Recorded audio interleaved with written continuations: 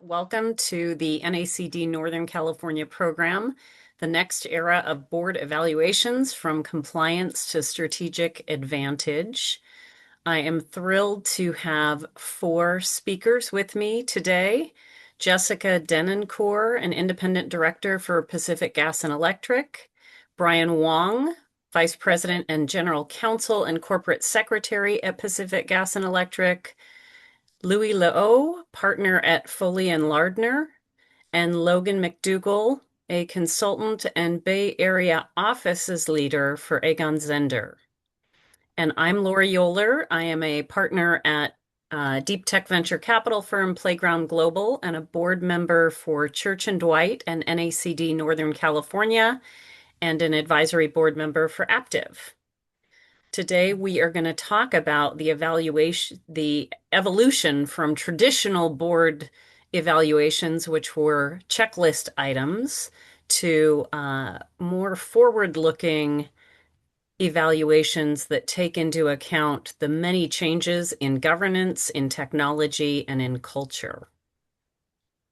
So, let me set the scene. Board evaluations in the past have really been kind of a perfunctory exercise, and by their very nature, backward looking. However, increasingly, evaluations are being viewed as a critical strategic forward indicator to see things like, does the board have the right judgment, speed, and composition to navigate what's next? Especially when new risks, technology, and competition for talent are evolving faster than any director can individually keep up. So this topic today is going to be covered by our four esteemed speakers, and I'm going to start by having them each introduce themselves briefly before we jump into questions. So please go ahead and start. Logan, you're the one next to me on my screen, so why don't you go ahead and start? The hot seat, the virtual hot seat. So thanks to NACD for hosting this. Logan McDougall, I work for a company called Egon Zehnder, which many of you may not have heard of before. We're one of the oldest and the largest privately held search firms in the world. We've got about 40 offices, 2,600 consultants doing work across recruitment, but also a lot of work with board effectiveness and advisory kind of services. So we've been around since the 60s, and we've been working with boards since that period of time. I have not been working since the 60s on that topic, but I work across consumer products and tech, but also lead the San Francisco and Palo Alto offices. So, pleased to bring that kind of independent advisor voice to what should be a great conversation. Thanks so much. Jessica? Hi, I'm Jessica Denoncourt, and I am on the board of Pacific Gas and Electric. I've been on the board for 5 years. I do chair the Governance and Sustainability Committee. I'm also part of the People and Comp Committee and the Safety and Nuclear Operation Committee. Prior to joining PG&E, I was the Chief Information Officer and Data Privacy Officer for Varian Medical Systems. And I actually partner very closely with Brian Wong, who is also on this panel today. So we're excited to be able to share a perspective from PG&E. So Brian, please introduce yourself. Thanks, Jessica. Sure.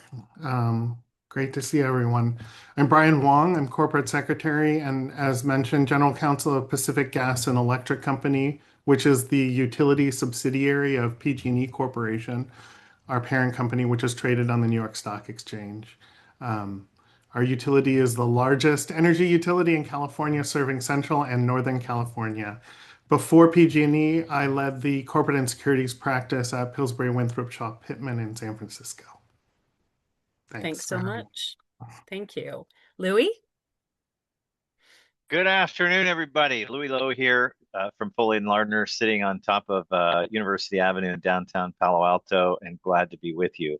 I'm going to bring the perspective of the non-director, the guy who sits and scribes notes from 500 hours of board meetings every year, thereabouts, Lori, and thanks for putting this panel together. I think it's going to be fun. And as we've learned, you have to be really careful about how you write those notes. So Louis, as the lawyer, you sit in on hundreds of hours of board meetings, including the board evaluation process. What are some of the red flags you've seen during evaluations, and what are some things that we should be cognizant of? Yeah, thanks, Lori. Let me zoom out just for a second. I think that the approach to board evaluations really has had three lives, and I would say uh, version 1.0 happened in 2002 after Sarbanes-Oxley, and as a young lawyer, I would put together a checklist based on looking at the Council of Institutional Investors and others, and I'd have a 30-page list of 100 questions, and I would circulate it. I'd get no answers. And then some smart person would say, hey, Louis, why don't you check all the boxes that have the best answers and then circulate a summary to the board of everyone's answers that you already answered. So that was version 1.0. And the red flag there was there really was no process. It was really a check the box form over substance compliance exercise. And I would say somewhere in the late 2000s, maybe it was before, maybe it was during the great financial crisis, I saw some forward-thinking boards use the process in what I'll call version 2.0 to solve problems. But they already knew what the problem was, Lori, and that was to really help put a box around a director who was maybe not being as productive as that director could be, maybe not being as prepared, not showing up. So it was, let's go solve this problem through the evaluation process. And then I would say somewhere during COVID, I saw the emergence of what I'll call 3.0. And 3.0 was a very thoughtful process where outside counsel would come in, do some interviews with individual directors and then report back orally. And the advantage there was preserving attorney-client privilege by having an outside counsel do it, getting more candor by having this done through the outside counsel rather than somebody inside the company. And also exploring what issues were. And then I would say version 4.0, which is what I hope we're going to get to today, is really a 360 process where management is involved, committees are involved, and the board is involved in both formulating the process, the questions, the goals, and really looking forward, not just looking backward. But that wasn't your question, Lori. The question were, what are the red flags? And I would say some red flags I've seen is not following through on the findings. Again, more of this check the box process. Individual directors not responding. Tokenism, politics, I see some of that. And just a lack of connection to the strategic priorities of where the company is really going. But I've talked too much, Lori. But hopefully that set the table for our discussion. Terrific. Thanks. I think you talked about in your stage 2 solving problems and that problem director, but it's sometimes difficult to know if everyone on the board thinks there is a problem director and how big is the problem. Is it just someone who's constantly reading their email during the board meeting, or is it something more serious and someone who's being divisive? So I'm sure we will explore all of this. Logan, as a firm, Egon Zehnder has a board evaluation service. What do you believe a third party like Egon Zehnder can add to that process?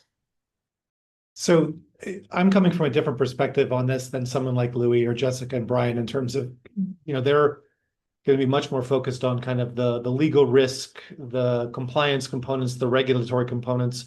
We tend to work mostly with companies on board effectiveness, so government effectiveness. So we've been leaning into these kinds of questions about who talks when, how effectively is the board addressing the top issues, where are you going with the board for many, many years, and working with both public companies, private equity-backed companies, a range of sizes and scales. So I think coming to the question of a third party, there is something about having a neutral, objective perspective on how companies are doing. And we've been, for example, leveraging AI or leveraging new technologies to think about the board as a holistic unit and what are they doing, what are they talking about, what are they deciding upon, and providing that perspective back to the companies. We have the luxury of we're not as restricted in some of the work that we do as someone like Louis, where you've got to, deal with the gnarly elements of client privilege, et cetera.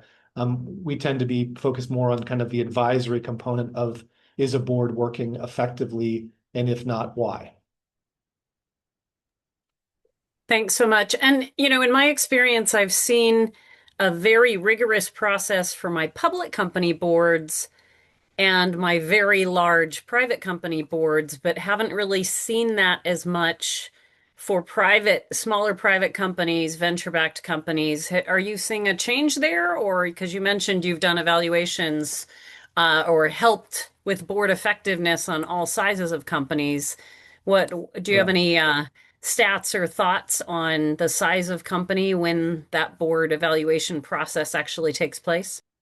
I think that's where we're starting to really see the technology leverage coming in. So some of the tools, for example, leveraging AI to assess, meeting effectiveness, et cetera, is something that doesn't have to only apply to a scaled company. Whereas 25 years ago, we would be mainly working for very big public companies or private companies where, they would have the kind of structure and processes to support an independent third party.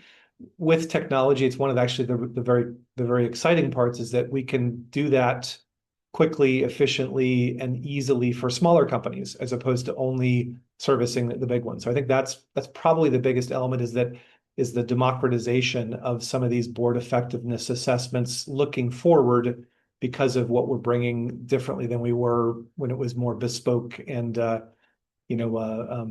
top company only. Thanks so much. Jessica and Brian, you work together closely on board evaluations for PG&E. What are your roles and responsibilities in this process? And what are your best practices? What have you learned? And how has your process evolved over the years? That's a lot of topics. I'll start off, and Jessica can add as we go. And I also see our utility chair on the call, so Cheryl, feel free to comment as well. Um, we have sort of an alternating process. I will say from a cadence perspective, in general, about every 3 years, we have an outside consultant of some sort come in to help us with the evaluation process. And in the years in between, we do it as an internal process, sort of. And the process itself is two parts. One is an online survey that we use, an internal survey we try to keep the questions relatively consistent from year to year so that we can see trends emerging. That being said, every year, Jessica and the Sustainability and Governance Committee look at the questions and give comments and feedback from both of them and any outside consultants we're using on the quality of the questions. So we have that. We also have individual interviews with board members. And so either Jessica will sit down with our board members or we'll ask the outside consultant to do that. That both of those feed into feedback in a board meeting to both the committees and the board from the Sustainability and Governance Committee. And if we're using an outside consultant, then the outside consultant will feed some of the feedback to the board as a whole as well. Jessica, I think one of the important things that Jessica innovated is that we actually come up with action items that we share back for either the Sustainability and Governance Committee, the board as a whole, or other committees, and we follow up throughout the year. It's really, I think, evolved into a year-round integrated process with some of the other things that as a corporate secretary group we do to support the Sustainability and Governance Committee. The one thing, Brian, I'd add to that is that Yeah. when we have this last time we used our outside outside partner, they did also interviewed the management team. And so we wanted their feedback on the board effectiveness and the relationship. So it wasn't only just the board directors, it was the executive team, so that we could learn from them how we could be more effective. So that was something that evolved over time. The other thing I'd say, is that we have a partnership, Brian and I, and his team in terms of the whole process and making sure that it's integral in our work plan for the year. The tone is set at the top, meaning everybody's going to get feedback. Everybody needs to give feedback. And I'd say at the beginning, we had directors that didn't give feedback and they got a call and they needed to give feedback, or they didn't set the interview up. They needed to do that. So it wasn't acceptable not to be part of the process. So setting that tone was important. We talked about, I'd say best practice is using an outside party, because I think it gives a safe place to talk about things, but also to do that 360, more interview style type of questions, and also getting feedback on the questions we're doing. The other thing I'd say is I do meet every year with every director and talk about their desires, what committees they want to be on, what chair they might want to be, what kind of education they might want, what are their plans for retiring, or do they have plans for other jobs that might impact what they do for PG&E, and so that we have a succession plan. So we really have evolved it so that it ties to the succession planning for the board itself. And then I think the last thing was just building a culture on the board that it's okay to talk about this stuff, whether there's issues, problems, what different skill sets we might need. So we actually do also review the skill set matrix every year and tie that into the evaluation process. So ask our board directors what might be missing, what skill sets are missing, and it's not an issue that we're missing something, it's what we might need in the future because the strategy of the company might be different. So really having an open discussion about all these things at the Sustainability and Governance Committee, but also, with the whole entire board. So those would be how it's evolved over the 5 years. And I actually think we have a culture that really is very willing to give feedback. I hope everybody in the crowd is listening here, because this is really best in class what I'm hearing. And I'm not saying that nicely. To set the legal standard, the New York Stock Exchange requires, as a condition to maintaining listing, that these evaluations be conducted on an annual basis and disclosure made. NASDAQ does not have that rule, although I think most NASDAQ companies do this process. I think what I've heard is really best in class, and really what I call board evaluations 4.0, and that's why Jessica and Brian are here today. One of your questions, Lori, though, was when is the right time for boards to start this process? And we start talking about all of these governance requirements sometime in the 12 to 24 months before a company goes public, that that this will be required. And I think it can be a tool to talk about up-leveling the board as part of the pre-IPO planning. Lori.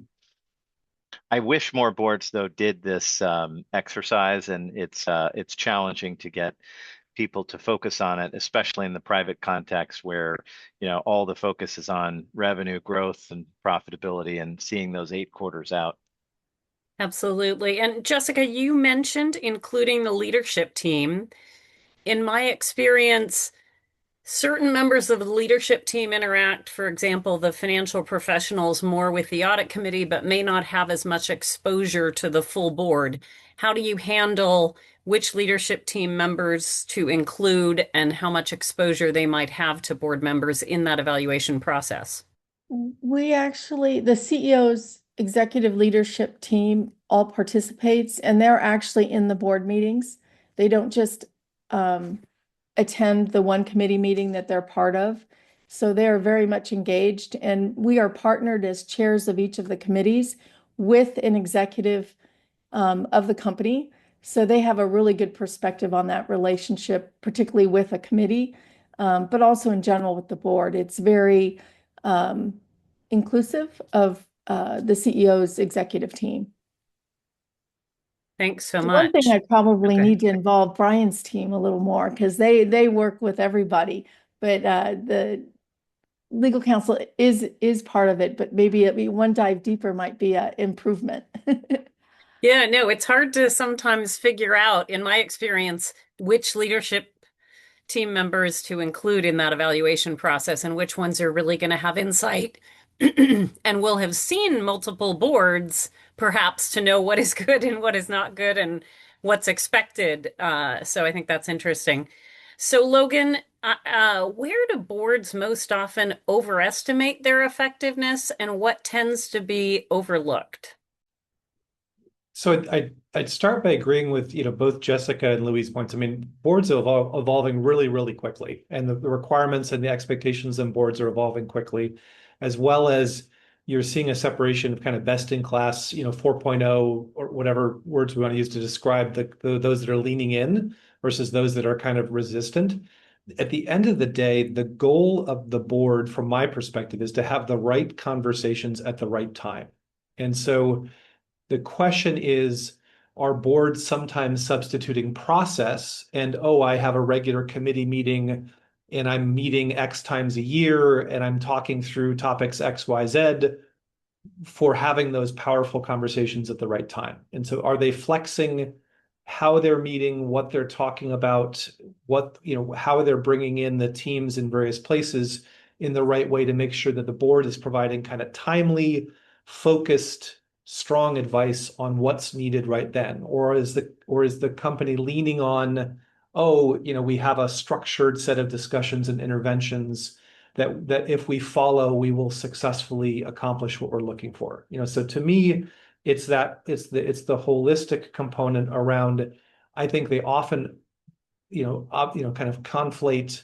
I've had a meeting to I provided value as a board to the senior leadership team, and being really objective and clear about, has the board actually been included? Are they providing perspectives where needed and when needed, or are they being used as a bit of a crutch to justify decisions that the executive team has already made? So I think there's no one factor. It's the question of, is a board a strong voice, or is it, only being used in certain ways at certain times? And when you have looked at that evaluation process, when I first started going through them, there was like a number scale of 1 to 5, and which I found not useful at all because what I might consider a 3, someone else might consider a 5, and someone else might consider a 1. And so, how do you think about getting everyone on the same page in terms of what great looks like or where you are in the spectrum? Any thoughts on that? I think the heart of that is, I mean, is there a structured assessment? So do you have a number of different ways? Would we do formal assessments of boards? We'll have up to 12 or 13 criteria that we're looking at in terms of, what are we talking about? What's going on? Everything from, is the board composed the right way? What types of conversations are being had? What are the committees covering, et cetera? But the combination of those discussions, plus this element of, are you talking about it? So rather than just getting a board report, which is a series of numbers and data, is the board actually sitting down and talking about, for you, what does a 3 mean versus to someone else, what does a 3 or a 5 mean? It's not the numbers per se, it's the question of the shape of the responses and then the discussion around the same, right? So to me, are you doing it as a good hygiene effort where you're just making sure that you're ticking it, or are you actually leveraging it for a powerful conversation? And I think that's where, kind of the best in class boards are using it as a means to kind of have the conversations, and fundamentally, are they preparing for, talking for, addressing things clearly, openly, confidently, all those sorts of areas? And is the board aligned about what the top priorities should be for I discussion? think that's right. It's the combination, Jessica, between both the online survey and the conversations that Jessica or the consultant or the committee as a whole has with each other. And that's where you get alignment on what the numbers mean. And Brian, PG&E is a highly regulate in a highly regulated industry. We are. You mentioned the skills matrix before, and obviously Logan was talking about what are the skills required on the board right now and in the Yeah. future. How do you use your skills matrix in a practical sense? And how does your evaluation process work to identify the skills the board needs in the future and what good needs to be. And how do you think about having those conversations? Because, for example, if you say everyone needs to be a tech expert in the future and you look at your board and no one has tech experience, how do you think about that? How do you convey that to your board? And Right. obviously, you and Jessica have to talk about that. How do you think about all that? Well, we do. Our skills matrix is unique in the sense that we agreed to it with the state. So we've agreed with the CPUC certain skills, not all of them, that will be represented on the board. And so we end up with a relatively large board that way. Um, but it does help with assigning people to committees. The committees, bespeak particular kinds of skills and expertise and require them. So we think about that when we're thinking how people get assigned to committees, and of course that means you need to think about succession planning when you're doing that, right? And so the skills feed into succession planning. And when I think a little bit about the prior conversation, we think about not only the skills that people bring, like Jessica brings technical and technological skills and AI skills and cyber skills to this board. So when management is thinking about who can I go to on the board to just talk through an issue, they think about Jessica for particular things, for sustainability, for technology, for cyber. And so they'll go to them offline and have conversations. So that I think, Logan, is about like this is not check the box, right? This is a mentorship relationship. Our management thinks about our board as a set of mentors for them as well. So I think that's part of it is the skills help us see that the entire board is functioning together. We could have just used it as a compliance check the box because we're required to do it and we're required to disclose it. It's really helpful, I will add, for our shareholders in our proxy when we publish the skills matrix to know what we're looking at. So oftentimes they'll sort of poke at it and they'll say, "Oh, look at page 53 of the proxy," and they'll say, "Oh yeah, it's there. Thank you." Um, and we have to not make sure it's not check the box, right? So Jessica asks every year, are there skills that are missing? Are there trends coming that we need to prepare for? Because of course it's hard to find people with, particular skills. And so it feeds into the board refreshment, the recruiting, and the succession planning. Yeah, And this question came in the box. Do you all have age limits or term limits for your folks to help with refreshment? we actually have a average tenure for the whole board of 10 years, and then a age limit of 75. And we publish that, and it does help with refreshment in the sense that you have to plan that you might have people leaving. And for example, during the bankruptcy in 2020, when we almost put everybody new on the board, we have an Mhm. issue in 2030. We actually have a matrix, a chart, so that we know when we have to do refreshment. We have to think maybe ahead of schedule in terms of that year 2030, because we know we're going to have an issue. And it's very open discussion. So again, all the board directors know that we're going to talk about succession planning, refreshment, that, we do work to the guidelines that we have in our chart guidelines. And maybe just building on Jessica's point, I think term limits, are clearly a best in class to make sure that you have a freshness of thought and you don't have, 30-year board directors, kind of within companies. There's been a bit of a shift on the age limits to talking about effectiveness and impact as opposed to, calendar year elements, so I think that's been a pivot in the last few years, whereas, 5, 10 years ago, it was all about, 65, 75, some age limit. I think folks have gotten wise to the fact that, age is just a number in terms of you can have some very highly contributing board members at various ages, but you have to be checking to make sure that they're contributing.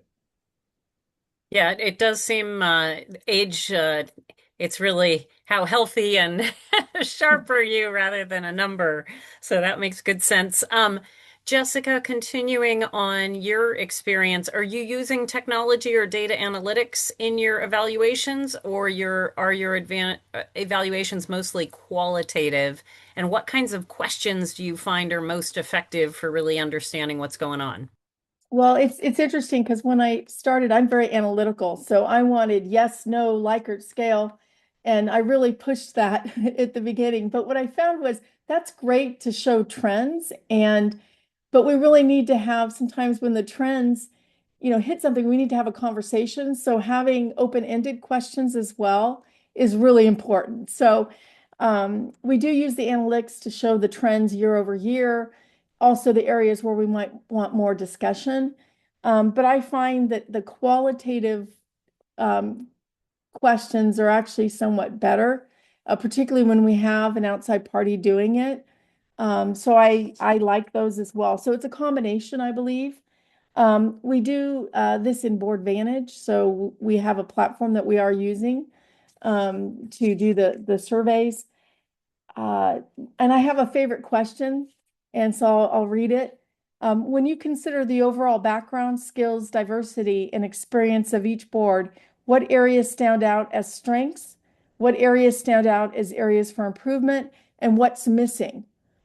And that's the one I get the most feedback on, from board directors about what they feel, maybe they're missing, what they feel the board needs moving forward.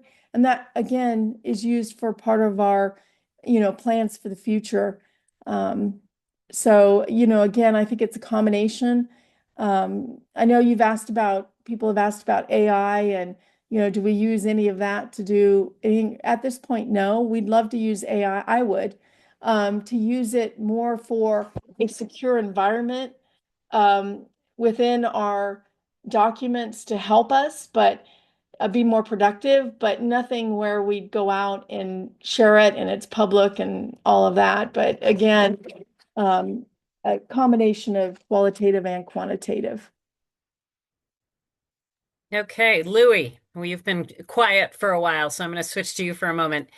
Um, we've mentioned attorney-client privilege for that is sometimes required or may be required for public companies. Can you tell us more about how and when this comes into play during the evaluation process?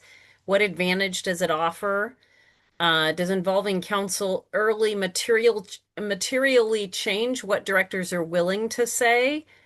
And or how these findings can perhaps be documented and acted upon? Are there circumstances when privilege really needs to be intentionally preserved, and others where transparency might be more valuable than legal protection? Lori, you have mastered the compound question. So let me try and take that in pieces. So just to kind of set the stage, attorney-client privilege is a doctrine that protects the sanctity of a communication between an attorney and her or his client. It means that conversation, if protected, would not be disclosed in any kind of litigation or discovery process, and would ideally drive transparency. So the idea is that if a director felt that her or his statements were going to be privately kept between that director and the interviewer and anonymously attributed, you would think that there would be more transparency and candor. So that's the goal. And that's why, this may sound self-interested, I think that attorneys are best, and outside counsel are really well positioned to execute on this task. I think internal counsel like Brian are also well positioned to take on the task, but since they report to everyone involved, whether it's the CEO, the CFO, the audit committee, the board itself, they're often put in an awkward position if they learn something about another executive or director. And so if I was a general counsel, I would not want to be on the tip of the spear doing that evaluation. Now, as most of you know, an attorney-client privilege will not be respected if the subject matter is not legal advice. or if the contents of the communication are shared with people that are not the client. And so some people think that if you just copy your lawyer on an email that it's privileged. Well, no, it isn't. If it's to a third party, and some people think that anything they talk about with their lawyer is privileged. Well, no, it isn't. Somebody's if it doesn't tie back to a legal matter, then it may not be protected.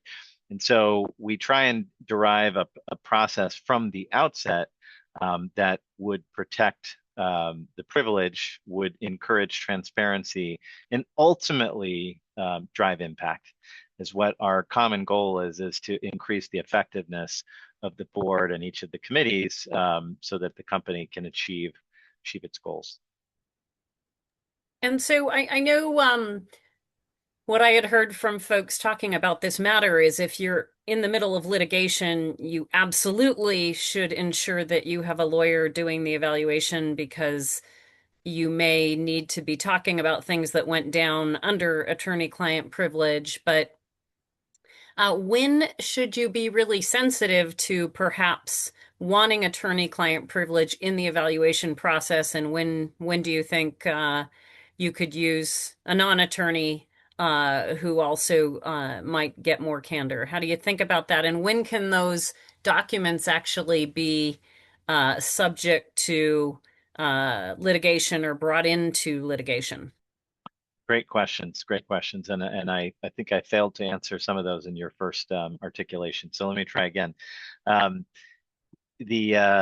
think one should always be sensitive to privilege, no matter the circumstances that you're in, whether you're in the middle of a public-public merger or a litigation or a sensitive internal investigation or anything, because I think that you may stumble upon something in this exercise, and in fact, it's designed for you to discover what these things are.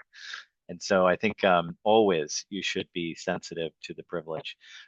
When I do these things, I typically create handwritten notes that I don't make digital on purpose. And I don't ever create a written report because even if I render it in a privileged fashion, it's likely to be shared despite all of my entreaties not to. It's likely to get to somebody, and then so I don't expect that the privilege is necessarily maintained. And to your point, those are the circumstances where I would be extra careful not to create unnecessary writings and try and have a discussion that maintains the privilege and is more effective at driving whatever is the learning and the change. Hopefully that did a That better job. absolutely, and thanks. The handwritten notes, I had not heard that before from the outside attorney, so that's very interesting. Okay, so we're going to switch gears a little bit. Evaluations are only as valuable as the board's willingness to act on what they reveal. You know, one of the big mistakes I've heard is, okay, you go through this whole evaluation process with an outsider, and then you don't take into account any of their recommendations. So with that in mind, let's explore some real problems that directors encounter during evaluations and hear your best practices. So I'm going to give you some scenarios. The first scenario is you run an evaluation process and it surfaces a consistent pattern. One long-standing committee chair is disengaged, chronically late on deliverables, and not providing meaningful leadership. And this is a chair, so we really care. Yet this director is well-liked, influential, and very resistant to shifting roles. And I have also seen chairs often don't like to be unchaired, dethroned. So, Brian, whose responsibility is to bring this up in the discussion, and how do you go about it, and where do those previous evaluations come into play? When I thought about this question, first of all, I think it really just comes down to having the right board culture, right? Setting the tone at the top, whether that's through the chair or through the sustainability and governance chair. But it does come down to board culture. And when I think about why it works for us, it is really that if you think about the mindset, it's about growth mindset. And are we developing our directors as well?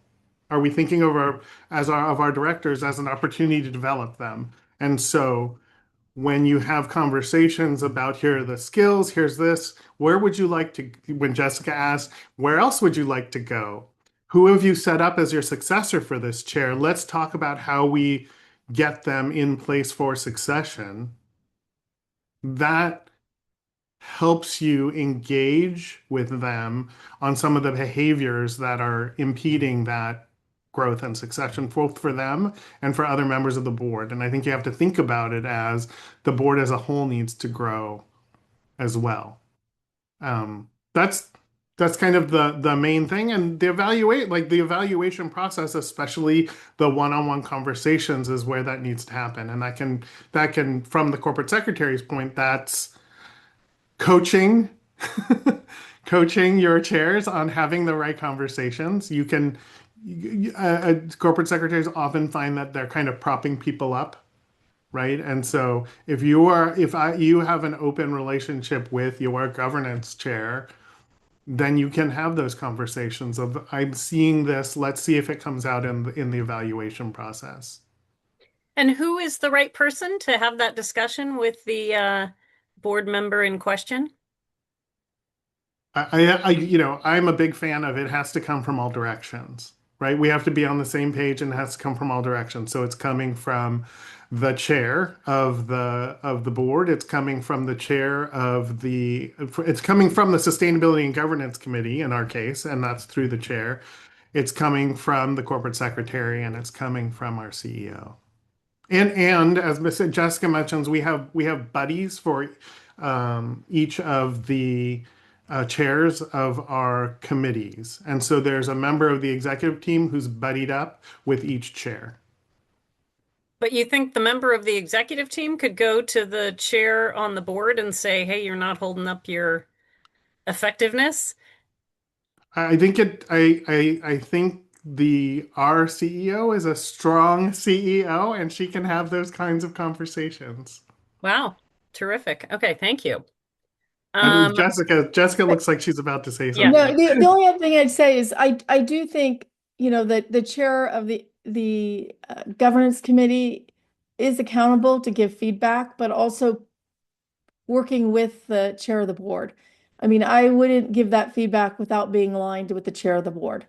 So, when I've not at this company, but at a previous one where we had situation like this, I was head of the governance committee and I went to the chair of the board and said, we need to talk to this person so that we're both aligned. I wouldn't do it on my own.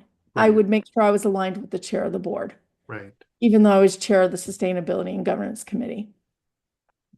And Lori, I think old school, right? You would have to rely on your age limit and tenure, Yep, right? And so that's why absolutely. it's so important to build a good board culture. Exactly. And I'm looking in the chat. Christian Garcia said, according to a recent PwC study, 55% of board directors and 93% of management feel at least one board member should be replaced, both at record highs. This study, coupled with the decline in board turnover in 2025, suggests that either the evaluations have not been effective or at least they're not being actioned. And so I think it really requires courage and a strong chair slash lead director slash CEO to make that change because I've seen these numbers for a while, but that is getting higher. And so the question is, why is there not more action? Well, and I also think it helps that when you have just a 1 year voting, voting meaning they're re-upped every year, that you actually can have those discussions a little bit easier in the sense that, hey, if that skill set's not needed anymore, they might not be put forward for the next reelection. And it's on True. a yearly basis. So I think that helps as well. We have Je- renomination standards. Mhm.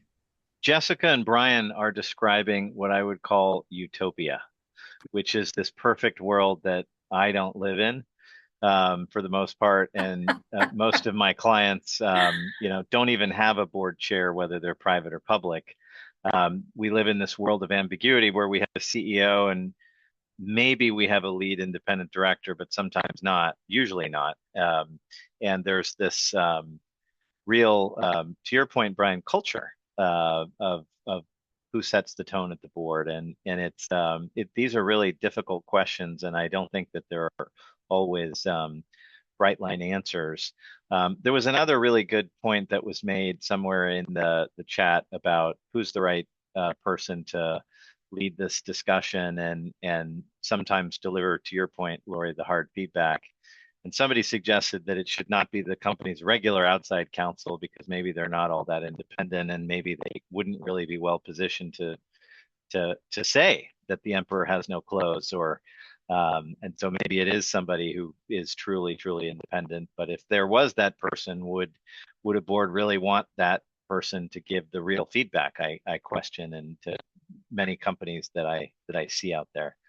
And it requires an excellent communicator who has a lot of tact and emotional intelligence, etc.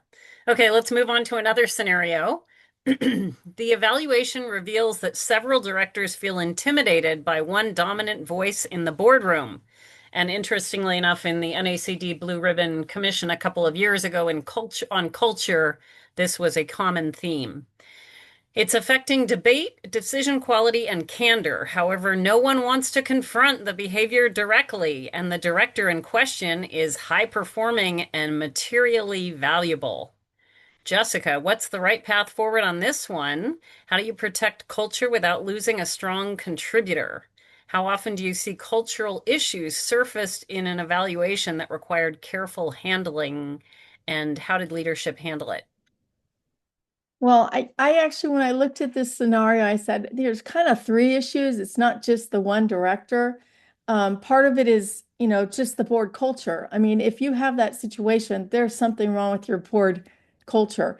And the one thing I know that is very helpful, and we've talked about it, was having that independent third party observe and do the 360 and give feedback to each director. Maybe they don't share that individual's feedback to everybody, but they give feedback, and making sure that you're starting to look at that as a change that you need to make to the culture of the board. I personally would talk to the person that's the dominant one, and I know people find that hard to do, but all of us at usually the board level have been executives for a while, or managers. You need to talk to people when if they're not being effective, and even ask that person to challenge the others to talk more, to bring up and voice their opinion. So ask for that person's help in getting others to be engaged as they are. So play on their strength, but use it to get the other people engaged. There's also an issue with the people that aren't participating because they're afraid to participate. And, one of the things that I found as chair of a committee in this board and other boards, if you find people that aren't participating as much, you actually draw them out with questions, what's your perspective on this? So you do put them a little bit on the spot, but most of the time they find that very helpful in being more engaged in the conversation. So talking to your chairs and your chairperson. And then the last thing I say is don't wait for a formal evaluation. I mean, that's too late. When you have people that are disruptive, that no matter how good their output might be, just like any management situation, if they're not being effective and they're bringing the morale of the board down, you need to have a conversation with them. One of the things that I found at PG&E that's been really, really helpful has been at every meeting that we have a closed session that we can give feedback for the CEO, feedback for each other, feedback on how the meeting went. And Brian's team, I say, does an excellent job of even surveying us after every board so that we can give feedback to say, how did it go? And they actually take that feedback and take action items every board meeting. So this situation really needs a change, and it's a change in the board culture. And that third party, I'd bring them in, definitely. I couldn't agree more. And I want to, again, all these issues are being discussed in the NACD Blue Ribbon Commission report that was 2 years ago. I think it's called Culture as a Strategic Asset, but I'm sure somebody will put it in the chat box for me, but it was terrific talking about all these issues. So thank you so much. And I agree. Why wait for once a year? If there's bad behavior, nip it in the bud in real time. Don't wait for a year till the next review process. Okay, third scenario. Directors rate themselves strongly across all categories, yet management feedback and external benchmarking ask whether the board really has the capabilities to oversee what's ahead, like AI and technology risk, geopolitical volatility, talent scarcity, stakeholder pressure. There's no framework for assessing future readiness, only you're talking about, hey, how did this guy or gal do over the last year? Logan, who should own a forward-looking evaluation? The Nom/Gov committee, the lead director, an external party? And how do you begin this conversation without creating defensiveness? And how do you really assess the future? Yeah. So I disagree a little bit around there's no framework for assessing future, because I do think a board effectiveness inherently is a forward-looking document, whereas a board evaluation is that static or backward-looking component. So, thus some of the nuance on are you thinking about how effectively you're making decisions, or are you looking at the composition and the legal risks and the components that you've been discussing historically? So I do think there's a lot of discussion for many companies about board effectiveness looking forward, meaning, again, are those topics the right topics? Do you have the right committees in place? Do you have the right training and preparation for board directors, et cetera? In general, to the question of ownership, where I always would encourage the right third-party advisor to help depersonalize and make it objective. Companies can do this internally as well.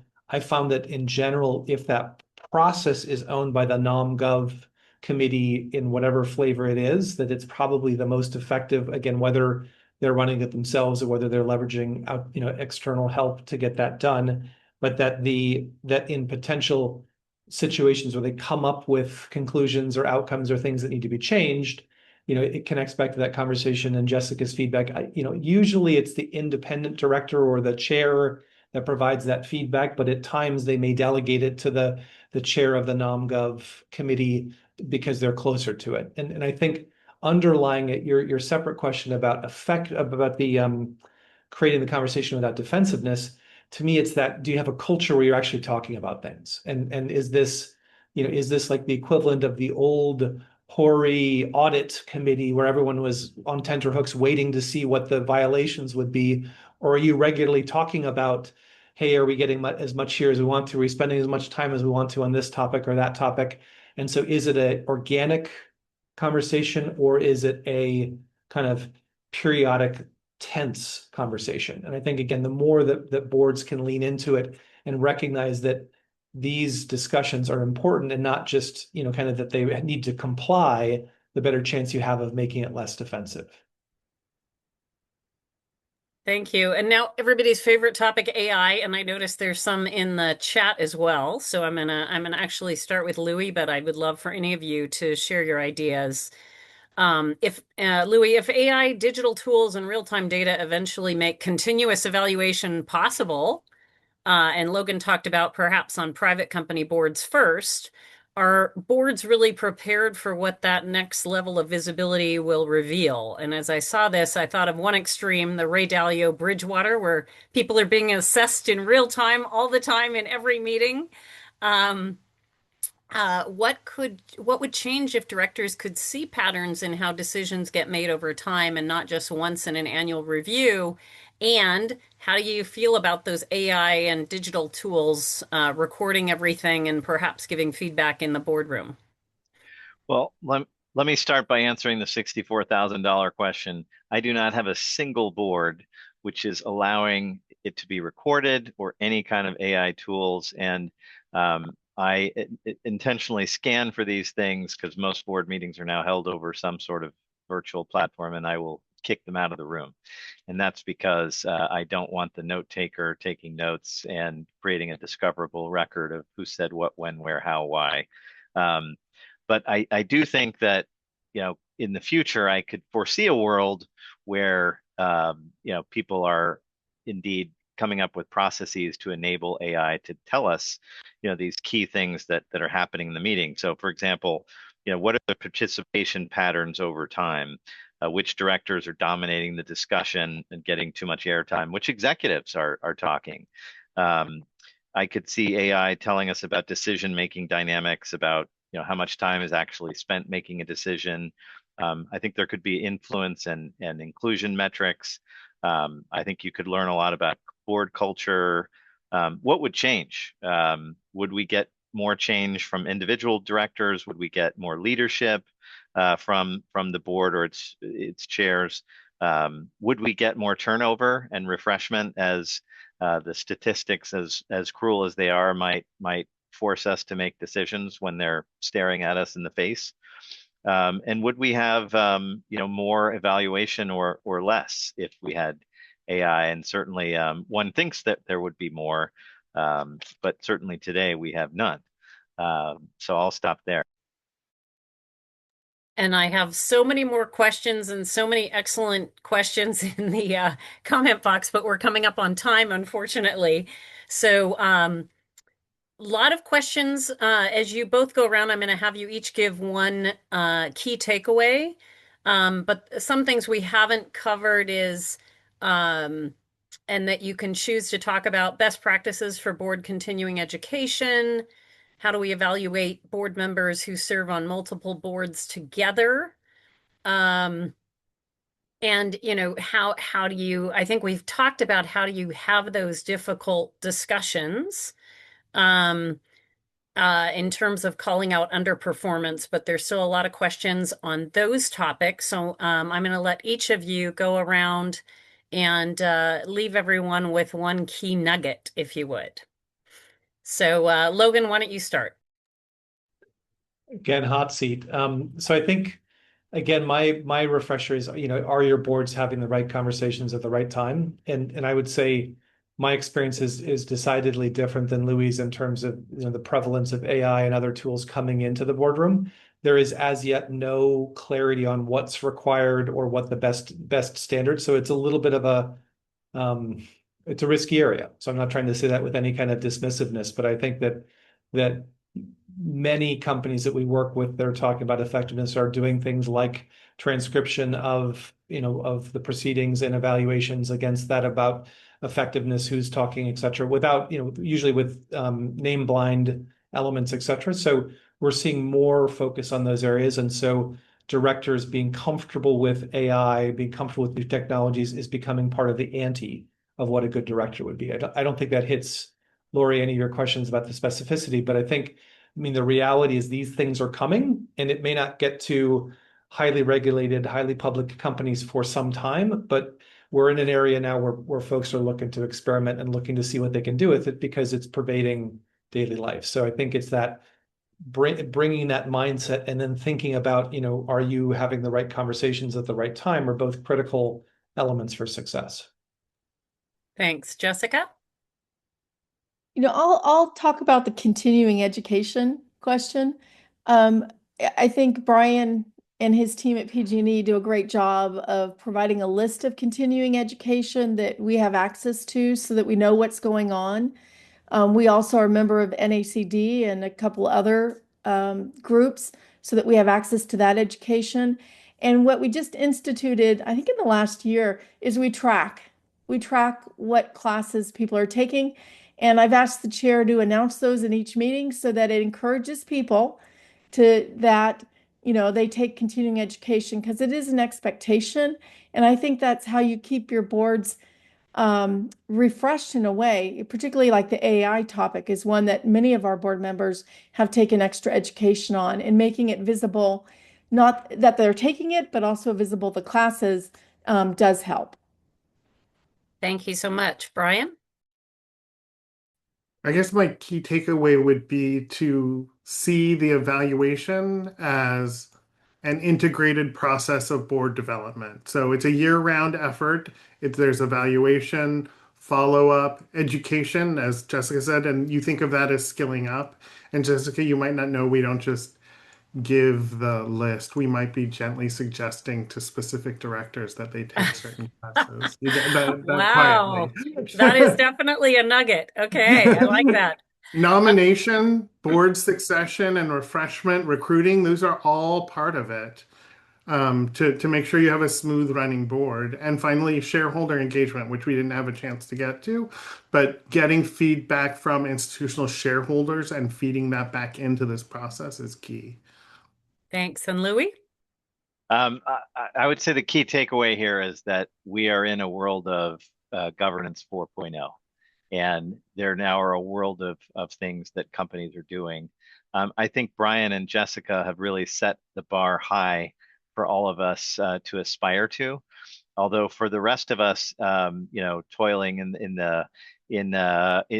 the ground, I would say, fear not that you're not doing all these things that Brian and Jessica are doing. And there are ways to attack them in morsels. And I sometimes feel like, being put in front of a challenge that's so large that it can never get done. And so rather than fail at trying to do everything, try and succeed in doing one small thing. And so if you're doing your annual evaluation, is really try and focus maybe on one or two areas where you're trying to drive improvement. And it could be key performance metrics.